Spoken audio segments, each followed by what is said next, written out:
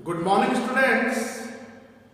In today's class, now we are going to do one numerical sum about banking transaction included with cash transactions, also with credit transactions. Credit transaction भी आपको दे रखे हैं, कुछ cash transaction भी दे रखे, लेकिन important जो चीज है वो है हमारी है बैंकिंग ट्रांजेक्शन्स की. ओके, एक अपनी बुक का सम है, पेज नंबर 93 न्यू बुक के अकॉर्डिंग, क्वेश्चन नंबर 13. ये पहले से पहले सॉल्व कर रखा है यहाँ पे ताकि मैं इसको एक्सप्लेन कर दूं. लाइव क्लास में पूरा हम एक अलग सम करेंगे. Journalise the following transactions. Okay, अब आपको जनरल एंट्रीज बनानी है, एक सिस्टमैटिक मैनर है हमारे पास में. सबसे पहले प्रेजेंटेशन ऑफ द सम जो आप लेके चलेंगे, हेडिंग्स. अब ये पर्टिकुलर दिसंबर मंथ के ट्रांजैक्शन है. दिसंबर ईयर हमारे पास 2017 चल रहा है. 2017 दिसंबर 1 से लेकर दिसंबर 31 तक के ट्रांजैक्शंस हैं. ओके, हम उसको ऑपरेट कर रहे हैं. अब इसमें फर्स्ट एंट्री बिजनेस स्टार्ट करने की, जिसमें एक प्रॉपर्टी नेम गिवन है, Hema started business with cash. That means in this sum Hema is a proprietor और ऑनर. तो सबसे पहली चीज जब हम जनरल एंट्रीज शो करेंगे, जनरलाइज करेंगे, तो हेडिंग क्या डालेंगे? Journal entries in the books of Hema. Okay, फिर बेस वही 5 कॉलम आप ड्रॉ करोगे जनरलाइज करने के लिए. Date, particular, LF, debit amount and credit amount. Date, particular, LF, debit amount, credit amount. Particular column बड़ा ही बनना चाहिए आपका. मैंने तो एक ही बोर्ड में इसलिए आपको बता दिया है क्योंकि मैंने कंप्लीट एंट्री करी, इसलिए मैंने इस पूरे बोर्ड को 2 बार में यूज करा है.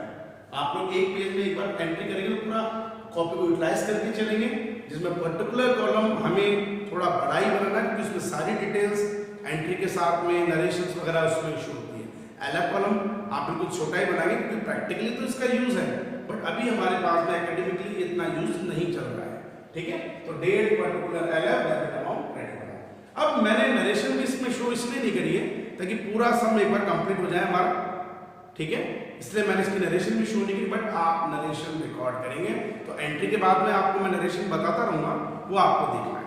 जैसे 2017 दिसंबर 1 Hema started business with cash ₹1 lakh. Hema ने बिजनेस स्टार्ट करा है. इनिशियली स्टेज पे इसने इंट्रोड्यूस करा ₹1 lakh. Normal entry, an amount और goods which will be introduced to start any business is known as capital. Capital is the internal liabilities on business organizations. All the liabilities are credit in a journal entries. All the assets are debit in a journal entries. Okay, तो first entry debit towards company के real account की तरह हमारा cash introduce हो रहा है, तो cash account debit to internal liabilities है. All the liabilities are credit to capital account. तो ये बेसिक एंट्री तो हर कंडीशन में हम लेंगे. जब बिजनेस स्टार्ट करते हैं हम, तो cash account debit to capital ₹1 lakh. Narration being business start with cash. Normal narration इसमें आप लिख सकते हैं, तो being business start with cash. Next, December 2 open a bank account with SBI या इन एसबीआई. आपने फ्यूचर में बिजनेस ट्रांजैक्शन को थ्रू बैंक के ऑपरेट करने के लिए बैंकिंग ट्रांजैक्शन आप मानेंगे, बैंक के थ्रू आप अपने बिजनेस ऑपरेट करेंगे, जो बैंकिंग ट्रांजैक्शन आपके बन जाएंगे. लेकिन उसके लिए इनिशियली क्या चाहिए हमें? एक certain bank account in a particular bank. आपको किसी पर्टिकुलर बैंक में एक सर्टेन बैंक अकाउंट चाहिए ताकि आप ऑपरेट कर सके अपने बैंकिंग अपने बिजनेस ट्रांजैक्शन को थ्रू बैंक. तो उसके लिए इनिशियली आपको अकाउंट ओपन करना पड़ गया. But bank is A artificial person. आप बैंक को एक आर्टिफिशियल पर्सन की तरह ट्रीट कीजिए. ओके, तो जब हम अकाउंट ओपन करेंगे, बैंक इज ए रिसीवर. आपका एजेंट भी होता है, बैंक आपके थ्रू रिसीव कर रहा है, आपके ब्याज पे एक पैसा तो आपने बैंक में डिपॉजिट किया, लेकिन वो आपका एजेंट है. तो डेबिट द रिसीवर, तो bank on debit and business enterprises से what is the goes out? Cash goes out है. रियल अकाउंट है तो टू कैश अकाउंट. तो ओपन कोई भी नया अकाउंट ओपन कर रहे हैं तो उसमें normally bank account debit to cash account ₹30,000. Narration being account open with SBI ₹30,000. Next, December 4 purchase goods from Ashu. एक बहुत नॉर्मल एंट्री है. purchase goods from Ashu. It is a credit transaction. Personal account, natural person Ashu, and real account, goods purchase as well as nominal nature. It is also a part of expenses. All the expenses are debit, all the losses are debit. और debit modes कहाँ में? तो normal active हो गया हमारे लिए December 4 की purchases account debit to Ashu ₹20,000. Narration being goods purchase from Ashu. Okay. Next December 6 sold goods to Rahul for cash. हमने राहुल को गुड्स सोल्ड करा, वो हमारा कस्टमर है, बट इमीडिएटली आपके अमाउंट भी रिसीव हो रहा है. तो in this transaction customer name should not be recorded to make journal entry. Journal entry में आप इसका नाम शो नहीं करेंगे क्योंकि कैश ट्रांजैक्शन है. तो डेबिट वार्ड्स का भी कैश आ रहा है, cash account debit to sales account ₹15,000. Narration में आप शो कर सकते हैं goods sold to Ashu and goods sold to Rahul and amount received in cash ₹15,000. हर एंट्री के बाद में, नरेशन के बाद में आपको एक लाइन ड्रॉ करना है. एक लाइन का स्पेस है. ये छोटी छोटी चीजें आपको ध्यान रखनी पड़ेगी बेटा जब आप एंट्रीज वगैरह करते हैं. नेक्स्ट उसके बाद में दिसंबर 7, 8, 9 कोई भी ट्रांजैक्शन हमारा ऑपरेट नहीं हो रहा है. दिसंबर 10 bot goods from Tara for cash. हमने तारा से गुड्स परचेज कराया किस बिहाफ में? कैश बिहाफ पे. It is also a cash transaction. तो सप्लायर नेम आप इसमें शो नहीं करेंगे बिकॉज तारा इज सप्लायर, लेकिन आप इसको पेमेंट कर दिया. It is a cash transaction. Real to real या नॉमिनल टू रियल. जब आपने कुछ परचेज करा डेबिट वार्ड्स कमिंग और it is part of expenses purchases account debit. ठीक है. और उसके बाद में bought goods from Tara for cash. Sorry, इसमें तारा का नाम नहीं आएगा हमारा, ये कैश ट्रांजैक्शन है. To cash. Okay. To cash account ₹40,000. नेक्स्ट दिसंबर 30 sold goods to Suman. It is a credit transaction. आपने सुमन को गुड्स बेचा है, वो आपके कस्टमर है, ये क्रेडिट ट्रांजैक्शन है. और क्रेडिट ट्रांजैक्शन में रिसीवर हम डेबिट करके चलेंगे. तो Suman debit to sales account. Credit what goes out real account की तरह एंड एज वेल एज ये हमारे लिए एक पार्ट ऑफ इनकम भी है to sales account. Suman debit to sales account ₹20,000 and sold goods to Suman 20. अब यहाँ पे कंडीशन आ रही है नेक्स्ट अपने पास में ट्रांजेक्शन में 13 के बाद में 14, 15 में कोई भी बिजनेस ट्रांजेक्शन हमारा ऑपरेट नहीं हो रहा है. But December 16 receive cheque from Suman ₹19,500 and discount allowed ₹500. It is a full settlement. 20,000 का गुड्स हमने सुमन से परचेज किया और हमने फुल सेटलमेंट में उसको कितने का चेक इशू कर दिया है? हमने उससे चेक रिसीव करा है 19,500. दैट मीन्स 500 का डिस्काउंट अलाउड. जो हमारे नॉमिनल नेचर के बेस पे हमारे लिए एक लॉस है. All the expenses losses are debit. But एक नॉर्मली बात को आप लोग ध्यान रखेंगे, मैंने आपको प्रीवियस लाइव क्लास में वीडियोस में भी बताया था, जब हम चेक रिसीव करते हैं तो इस चेक को रिसीव करने के बाद की रिस्पॉन्सिबिलिटी हमारे ऊपर है कि हम इस चेक को कैसे यूटिलाइज करेंगे. आप इस चेक को चेक को जिस दिन उसकी ड्यू डेट होती है उस दिन सेम डे भी डिपॉजिट करा सकते हैं. चेक की वैलिडिटी 3 मंथ की होती है. ये मैंने आपको पहले बताया कि कोई भी चेक 3 महीने की वैलिडिटी लेके चलता है. आप 3 महीने में कभी भी इसको डिपॉजिट करा सकते हैं. जैसे दिसंबर 16 की अगर मैं बात करूं, अगर वैलिडिटी के बेस पे जनवरी 16, फरवरी 16, मार्च 16, तो अप टू दिसंबर 16 के बाद में मार्च 16 तक आप इसको जो है बैंक में डिपॉजिट कराएंगे. लेकिन 17 मार्च को ये एक्सपायरी हो जाएगा, ये चेक बैंक क्लियर नहीं करेगा. बट यहाँ पे एक चीज है, इस चेक को डिपॉजिट कराने के बारे में आगे कहीं कोई इंफॉर्मेशन नहीं है. जब एक इंपॉर्टेंट चीज आपने ध्यान रखेंगे, लिसन केयरफुली, जब हम कोई चेक रिसीव करते हैं तो उस पर्टिकुलर मंथ के आगे की जो डेट्स होती है हमारे पास में, फॉरेन डेट्स में, हम एक बार ये देखेंगे कि ये चेक डिपॉजिट हो रहा है कि नहीं हो रहा है. अगर आपको उस पर्टिकुलर मंथ में गिवन नहीं है तो हम according to book it is assume that it should be deposited same day into bank, जो मैं कर रहा हूं इसके अंदर भी। बट अगर हम चाहें तो उसको चेक इन हैंड भी कर सकते हैं, क्योंकि receive cheque, what is the meaning by cheque in hand? Such cheque which would be received but not deposited on its due date या but not deposited same day into bank is known as cheque in hand. तो दोनों ही option है, but according to book हम ये मानेंगे, risk क्यों रखे हम? क्योंकि फ्यूचर की कोई सर्टेनिटी तो है नहीं, अनसर्टेन होता है।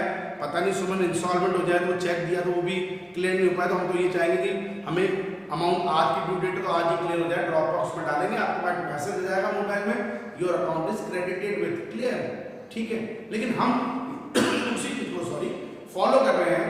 रिसीव चेक के बारे में कोई इंफॉर्मेशन नहीं है, should be deposited same day into bank, that means bank is a receiver, bank account debit rupees 19,500, discount allowed debit rupees 500 to Suman, Suman is the giver, full and final settlement हो गया आपका, उसका amount full and final settlement में जो total due हमने शुरू कर दिया रुपीज 20,000।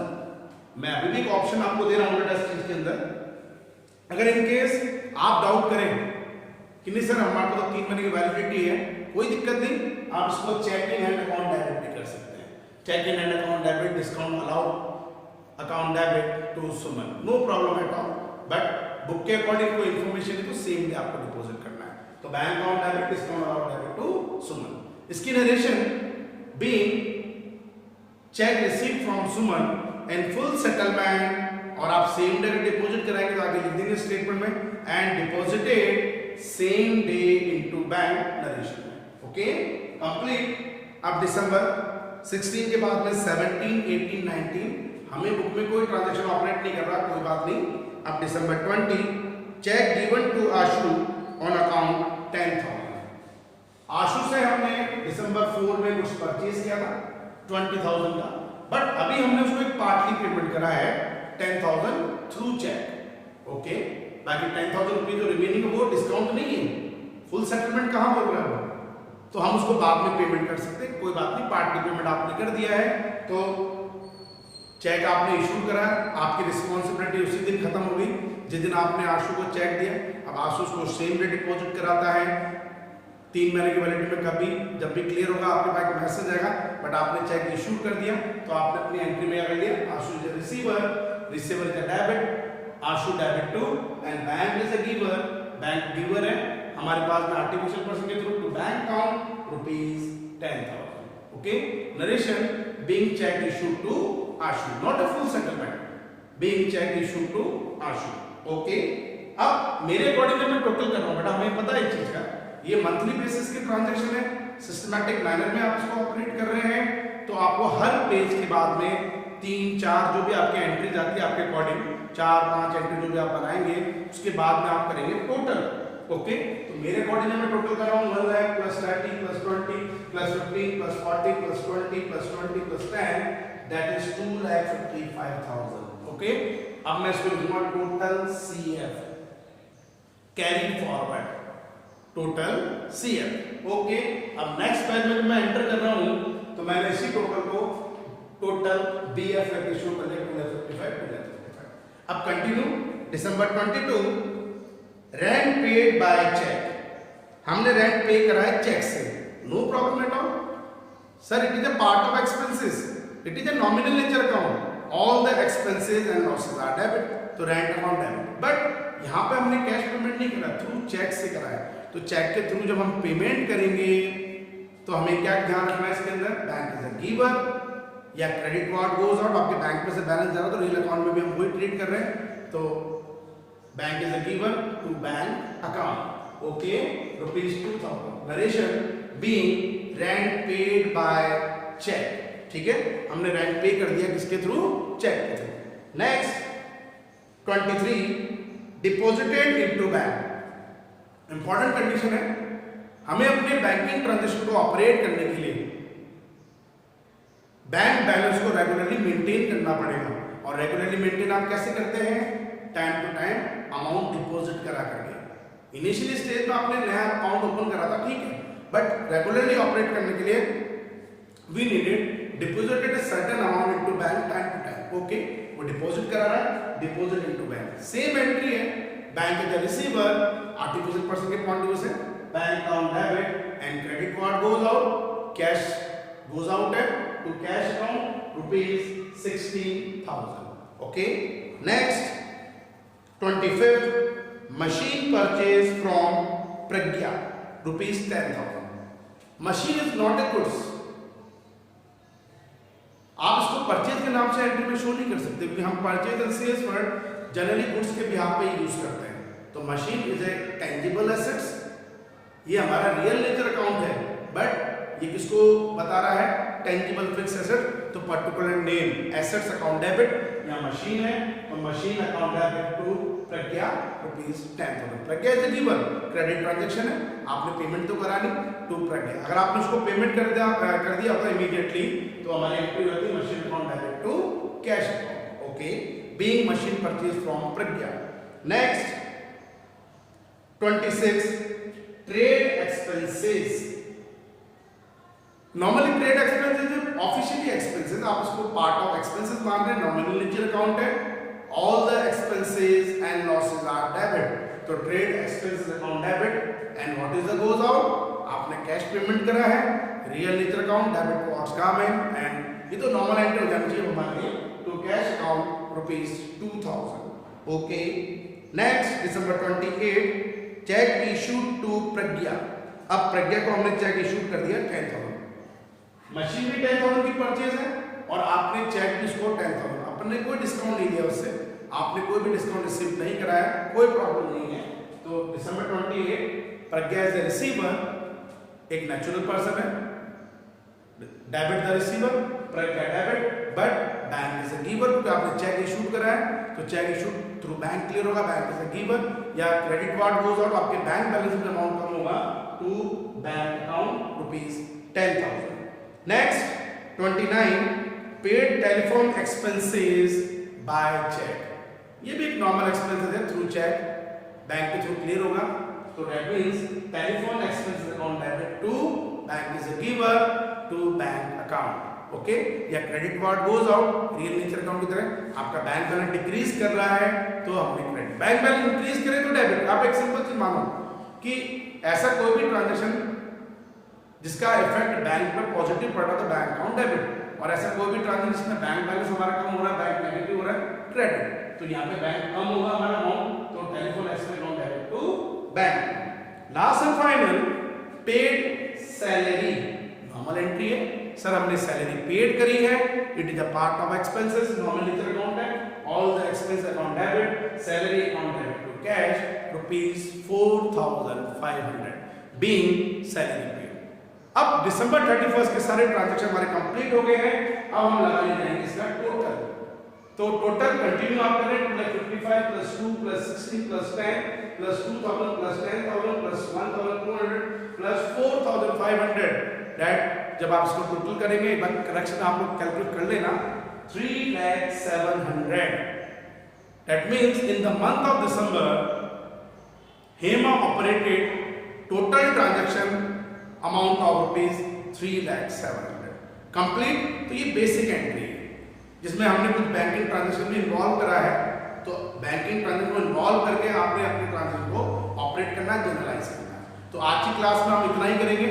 बाकी नेक्स्ट क्लास में भी हम लाइव क्लास में भी एक न्यूमेरिकल सम लेंगे, और नेक्स्ट क्लास में जब हम वीडियोस भेजेंगे तो उसमें भी आपको एक सम बताएंगे. ठीक है, तो आज की क्लास ओवर करते हैं. Have a nice day and be safe at your home.